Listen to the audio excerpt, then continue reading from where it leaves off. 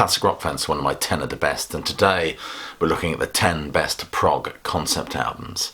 As always, I'll urge you to click like, subscribe and check that bell to get notified of any future uploads. Also, if you enjoy my musings on music, I do urge you to check some of the links below this video for ways you can support the work done here at Classic Album Review. If you become a patron, my word, there's a fine body of work over on my Patreon at the moment, and there's other links you can check out and things you can do. Even just check out and like the Facebook page. I do put stuff on there on a daily basis. Anyway, enough of this flim-flam. Let's get on with it. The top 10 prog concept albums that I'm currently really enthused about. Number 10 is Snow by Spock's Beard from 2002. This album explores a sustained narrative that is a prog paragon of composition and arrangement. Each track drives the narrative in sustained moments of beauty and clarity, ultimately making this album a transcendent listening experience, as all good albums should be. Of course, we follow the central protagonist, this albino boy, on his quest. Instrumentally, vocally and lyrically, this album really does rise to the fore for sheer moments of exquisite progness. And as Wikipedia quite rightly point out in this case, it explores similar ground to classic concept albums like The Who's Tommy, The Lamb Lies Down on Broadway by Genesis, in the sense the narrative is built around a central protagonist who has to make sense of his experience of the world.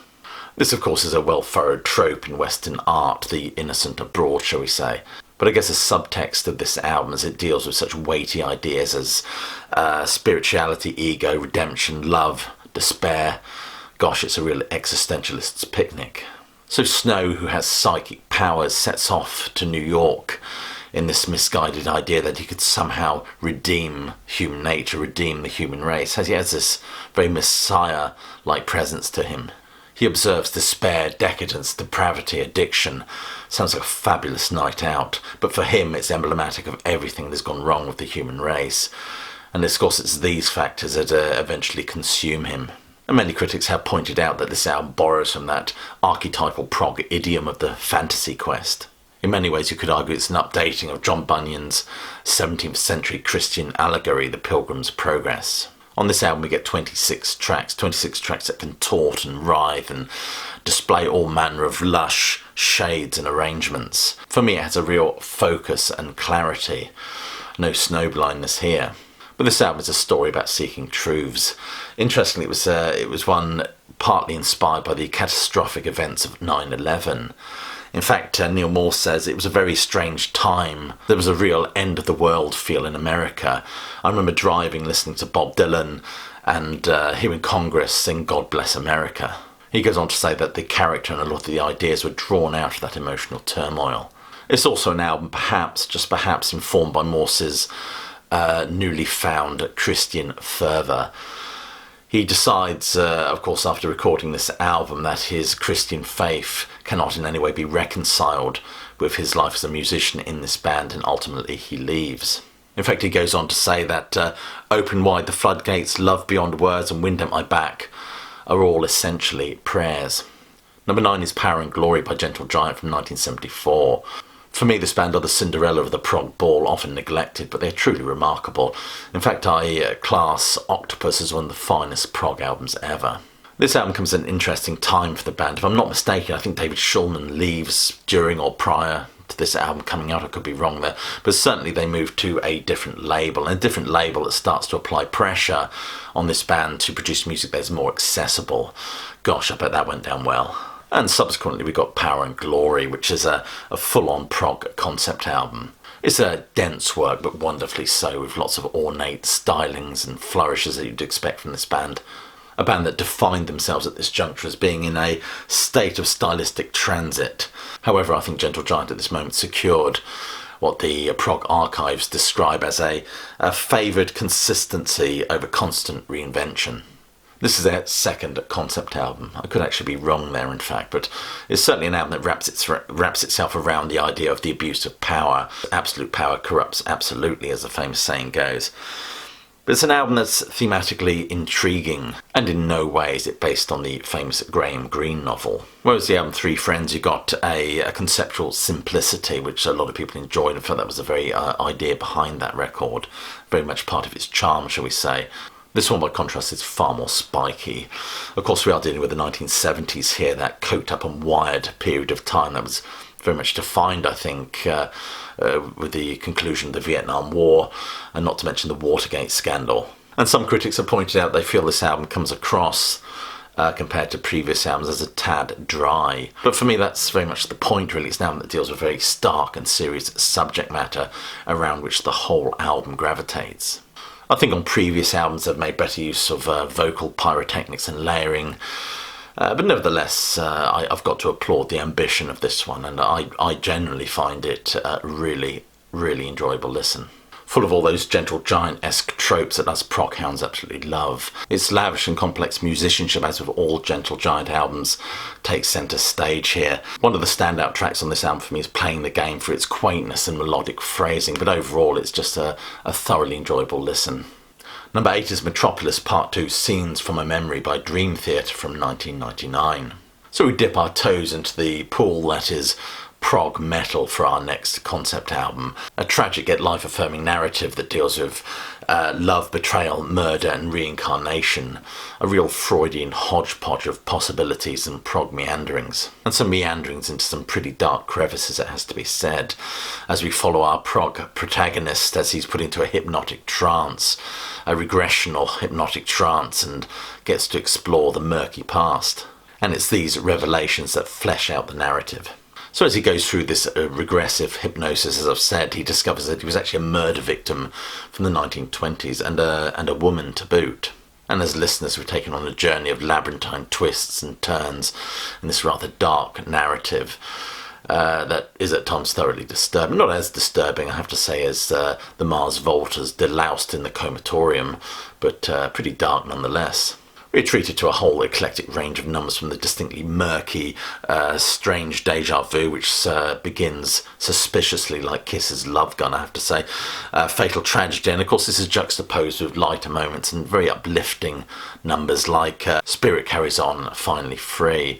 This is often thought of as perhaps their best album. I mean, John Petrucci's playing is absolutely perfect. James LaBrie is immense. Portnoy's drumming beautifully complements the tonal qualities of John Myung's bass. It's like as if all the stars had aligned for this one. This record is one of the finest amalgams of prog and metal. Ostensibly, of course, a murder mystery, and at times feels like some sort of illicit, strange coupling between Agatha Christie and System of the Down.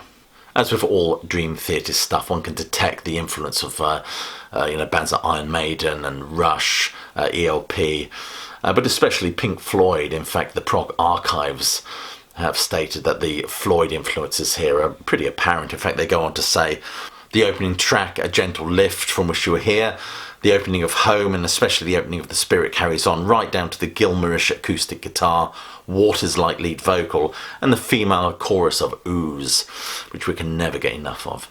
This is a wonderful, wonderful album. It's especially deserving to be in anybody's top 10 prog concept albums. Number 7 is Misplaced Childhood by Marillion from 1984. This year was doubly significant, of course. It was supposed to be the year of totalitarian terror, according to George Orwell's dystopian 1949 novel. But it was also the year that this band were really riding high. Of course, Fugazi, I think, had gone gold. And it yielded 2 wonderful singles. Of course, we all remember the pulsating menace of Assassin and the anthemic Punch and Judy with its carnivalesque portrayal of broken romance. And this is the year that Ian Mosley replaces Mick Pointer. So you could say that the final piece of the jigsaw was put in place. See what I did there? But the band's second album had more of a sheen to it. Not so much of the dark gothic grandeur that we got on their explored on their debut album. Of course, this was the album that yielded the very long title track, the one in which Fish proclaims the world to be totally Fugazi. But there is generally a balance struck between the shorter numbers and the more lengthier compositions that all adding to some interesting atmospheric juxtapositions. But despite the success of Fugazi, the band felt they needed to move forward. I'm evoking here the shark simile in Annie Hall. So what they came up with was an idea that evolved, exploring the very essence of childhood. And it's an album that takes us down some pretty dark avenues and blind curves, exploring depression, heartbreak and cloying reminiscences. Themes one would associate with the sticky facets of boyhood as it transmogrifies horribly into adolescence. Interestingly, I read somewhere that the United Nations declared 1985 to be the International Year of Youth. I mean, gosh, how thematically fortuitous is that? So a band, albeit a nouveau prog band, doing a concept album. I mean, it's hardly the road less travelled by, is it? But Misplaced Childhood is fascinating. There's more an emphasis on vocals here than those lengthy, noodly compositions you'd expect on a prog album. And I think that's quite right, because thematically, of course, Childhood is very much about simplicity. I think those long, meandering instrumentals and prog obfuscation would just be out of place with the very ethos of this record. So I think it's fair to say the band were not going to go all topographic on us. And of course this was 1980s, everyone was obsessed with their Rubik's Cubes and filofaxes. A shout out has to go to Steve Rothery, whose playing on this album is absolutely immense. I mean, listen to the guitar solo in Blind Curve. It has the hairs standing up on your arms. It's absolutely wonderful. I mean, his playing is soaring, it's elegant, it's heartfelt, contains melancholy, anguish and the joy of juvenescence. Perfect for an album concerning childhood. And the album spawned the massive radio-friendly hit Kaylee and that evocation of childhood lavender, which the band, even to this day, occasionally pepper the set with. And the album ultimately reaches its conclusion, deciding that the child is not misplaced at all. No need for social services here. In fact, the child is within us from the get-go. Number 6 is Clockwork Angels by Rush from 2012. I must admit I love albums that explore dystopian themes or narratives or concepts, and this album I find absolutely remarkable, and it actually contains one of my favourite Rush songs of all time, which is The Garden. It has a grace and balletic quality to it. It's a valediction, made even more poignant by the tragic and early demise of Neil Peart. The Garden is often used as a metaphor in art for a symbol of permanence, and by contrast, our own impermanence. It's a stunning piece of music. And I must admit, the visuals when they performed this live were just breathtaking. So this is a return to a concept album, perhaps slightly reminiscent of those albums before everything became so slick with the Moving Pictures record. And I really enjoy this dystopian steampunk world that Neil Peart immerses us in. You know, it's centred around an individual that has to combat the forces of order and chaos. He has to navigate this very carnivalesque world full of shadows and shades, pirates, anarchists, and indeed a great many things. Shoes, sealing wax, cabbages and kings, in fact. And we get the godlike figure of the watchmaker that hovers over everything like a big Cheshire cat. It reminds me very much of the argument for design, the theological argument for design. In fact, Dawkins makes reference to this in his book, The Blind Watchmaker. On this album, he's the ultimate symbol of authoritarian power, where everything has to be executed with this sterile precision. I have to say that Lifeson's guitar is absolutely wonderful on this album, especially the acoustic elements. They sound really bright and invigorated. Geddy's bass tone is wonderful as well, it just rings out like a cathedral bell. And the songs are perfectly suited to his voice as it is now. I feel really blessed to have seen Rush on this tour. I really would like the 40th anniversary tour to make its way to Europe, but unfortunately it was never to be. But overall a great album and a remarkable final chapter. Number 5 is Stationary Traveller by Camel. Now this is an album that doesn't get a lot of love from the critics for some reason. They see it as the band morphing horribly into the Alan Parsons Project. In fact, one critic waggishly called this the Camel Parsons Project. But I fundamentally disagree. I think this is a wonderful album. It does have a lot of emotional resonances and baggage with me. It was an album that my brother used to have on vinyl, so consequently it used to be played quite a lot in our house. Also, there are links to Berlin with my family. My father was a military policeman out in Berlin before the wall went up, when it was separated into zones. And my mother used to work there as a nanny, so they would often tell me stories about life there and later on the Vopos and things like that. So this album intrigued not just me but my family. But I genuinely feel that the music and the songs on this album are truly stunning. Beautifully textured music expressing longing and ache, of course, which is thematically pertinent here. I find this album very moving with its atmospheric wanderings through the Eastern Bloc.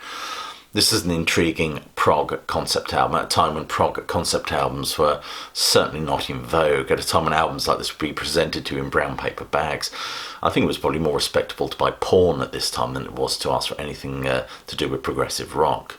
But this is a collection of powerful and evocative numbers with pristine production, and the album cover is just perfect as well. It just speaks volumes. You know, it reflects a dark, desolate, desperate and despondent post-war Germany, and through a city scarred by war you get this very desolate and lonely figure of this woman wandering through its grey and ageing architecture. I love the use of electronic gadgetry used on this record. They used the Fairlight sampler, of course, which was used devastatingly on Kate Bush's Never Forever album. I love the track Refugee, Andy Latimer sounding quite nasally on that one, I think, perhaps trying to be Bob Dylan. And Vopos, which is a powerful number, harrowing number at that, about the German border police. And Cloak and Dagger Man, you know, call it has to go to that wonderful, wonderful song, especially performed live on the video they put out, sung beautifully, of course, by Chris Rainbow. But it's the title track that seems to be permanently lodged in my memory as being such a haunting piece, with that remarkable guitar crescendo at the end from Andy Latimer, a much underappreciated player, I think, in my opinion. I think it's in this one we get the panpipes, which makes it sound even more European. And Long Goodbyes, which always has me tearing up. I think it's a song that Camel's still in their show today with. I'd love to see a deluxe edition of this album come out. I don't think I ever will, though. One that incorporates lots of the live stuff, and including that old VHS video we had. I think it was called Pressure Points. That could be stuck in there as well. That would be absolutely wonderful. And as a side note, I think a couple of years ago I actually went to Berlin. And there's still bits of the Berlin Wall in place. It's a fascinating city with I have to say, quite a tortured past. Number 4 is The Lamb Lies Down on Broadway by Genesis from 1974. I think it was 1974. Yes, 1974. This is an odd one to say the least, with a strange narrative which, in the words of that eminent philosopher Edmund Blackadder, has more twists and turns than a twisty-turny thing.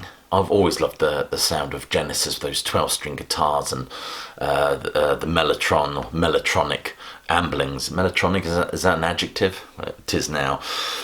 And, you know, a band, especially on Selling England by the Pound, where they try to imbue the atmosphere of merry old England. However, this is a slight departure from that and feels more transatlantic, shall we say, as our protagonist Rael is sucked into this vortex, only to appear on New York's 47th Street. And a stage show that seemed to become increasingly more theatrical, with numerous costume changes, which was no doubt a bone of contention for the rest of the band to gnaw at. For me, this is a prog version of Alice Through the Looking Glass, a world populated by slippermen and carpet crawlers, all denizens of Gabriel's febrile imagination, no doubt. The standout tracks for me are Chamber of 32 Doors, Carpet Crawlers and The Thundering Fly on the Windscreen, all adding to the strange unfolding of this surreal fantasia of an album. Many argue that this album is the conceptual precursor to a lot of modern classics, if I can call them that. For example, Radiohead's OK Computer, the Mars Volta's Deloused in the Comatorium, and even Flaming Lips' Soft Bulletin. And it is an album that's prompted an avalanche, an exegesis of critical analysis. In fact, the New York Times described it as the Ulysses of concept albums. It certainly feels at times as impenetrable. Interested in my analysis of Snow by Spock's Beard, I talked about that well-furrowed trope of the innocent abroad, and the comparison that's often made to that album with John Bunyan's A Pilgrim's Progress. Well, a similar juxtaposition has been made with that classic John Bunyan text and this album, but this time coming from Gabriel himself. And you could argue there are some parallels here. I mean, Bunyan's work deals with salvation as the figure of Christian deals with the trials and travails of life, and both narratives see our central protagonists having to deal with a whole manner of hobgoblins. Number 3 is Topographic Oceans by Yes from 1973. This is often viewed as a divisive album, not just by music fans, but by Yes fans as well. Even Rick Wakeman has described it as like wading through a cesspool to retrieve a lily. And of course, as you all know, it's an album inspired by a footnote in the autobiography of a yogi, and it inspires or produces some lavish, rich, textured music. For some, like myself, it's a sublime and spiritual, sprawling opus. For others, it's a bloated and patchy affair, and single-handedly testifies as to why punk needed to happen. Interesting, we look at Britain in the late 70s, you had spiralling unemployment, industrial strife, and generally the youth feeling disenfranchised artistically and politically, all feeling that 30-year-old millionaires in capes just didn't do it for them anymore. Rockhack.com describes this album as needlessly complex, irritatingly ostentatious, and an incomprehensible mess.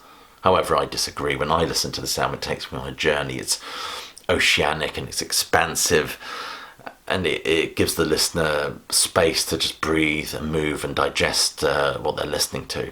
And that's one great thing about these double albums. It really does give the band that space and scope to explore. Perhaps not always a good thing, but I think in this case, yes. This album contains some of Yes's most sublime musical passages, and despite Rick Wakeman's rather disparaging remarks about it, it also contains some of the most beautiful elements of his playing. For me, undoubtedly, this album is absolutely staggering and beguiling in its range and textures, and at times sheer melodic beauty. It's also the first album to feature Alan White, of course, who has some pretty big loafers to fill as Bill Bruford shuffles off to King Crimson. Number 2 is Animals by Pink Floyd from 1977. I have done a video on my channel, Is Pink Floyd Prog? You can go and check that out. I must admit this album feels pretty damn proggy to me. In fact, Rolling Stone have dismissed Pink Floyd as prog light. Nevertheless, they still deserve a seat at this particular table as far as I'm concerned.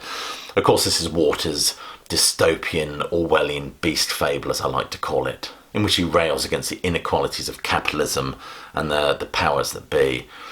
David Gilmour opines that this is an angry album. I think we're in full agreement there. It's certainly a spiky, splenetic invective from Mr. Waters here. I mean, you can forget the phlegm and rage of punk. I mean, this album virtually bristles with indignation. And the subsequent tour wasn't without drama as well. Of course, I'm referring to the gobbing incident in Montreal. I've always considered this album to be a bit of a lost album, eclipsed by Dark Side of the Moon, and of course overshadowed by The Wall. But from my worst to best Pink Floyd ranking videos, it's evident that this record is held in pretty high esteem by Pink Floyd fans. One of the reasons I love this album so much is Gilmour's playing on this album is just exceptional. The finest example of his guitar work out there, I think. As I've said before, Gilmour brings a grace, a musical orthodoxy to Pink Floyd. I think the overall beauty and melodicism of Gilmour's playing on this record helps temper the rage expressed by Waters in his lyrics and makes it overall a more enjoyable, comfortable listen. Waters has gone on to say this is the last Pink Floyd album as the band, as it was, so to speak.